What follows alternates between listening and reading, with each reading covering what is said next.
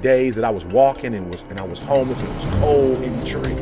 I didn't feel that there was a reason for Eric to be in a homeless situation. And it was like 10 below zero, and I'm walking up and down Finkel Avenue. We couldn't get through all the pain and anger that we had at home. I'll never forget one time I went into Coney Island. I know I ain't had no money, but I mean, it was like 10 below, snow everywhere. My feet are freezing. I had nowhere to go because it was the weekend, like a Sunday, and her mother was at home.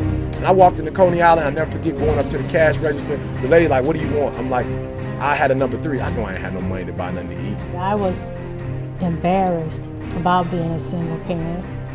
I think that's probably part of the reason I didn't tell the truth, and probably one of the reasons my husband never told the truth about it, because it was a source of embarrassment for me.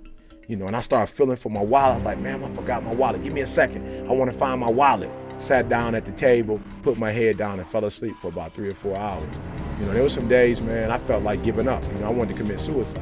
So it was totally devastating for me, because I thought I had been a good parent, and I thought I was a much better parent than my own parents. So I didn't understand it. I really didn't.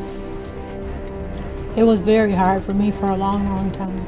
The first time I ever mentioned him say, "My father's out in the congregation," but he didn't say it as if it was a wonderful thing.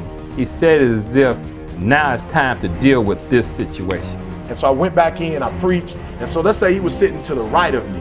I would never look at the right side. After the service was over, there was a long line of people that wanted to acknowledge him. And I stood in that line till basically I was the last person. As I walked up to him and was about to talk to him, boy, wow. We met each other, and I just started crying. He had a bad taste in his mouth for me that day. He lit into me, "Man, why weren't you in my life? What was it about me that you didn't like? How could you do that as a father? Why did you abandon me?" Like I said, he lit into me, and after the fact, I think that I had almost got to the point where I didn't feel like a lot was accomplished, but I understood his anger then. That was the first day of the beginning of a new life for me, because I had to deal with the anger that I had for my real father and tear those walls down so that I could become the man God wanted me to be. So that was the first time I met my biological father.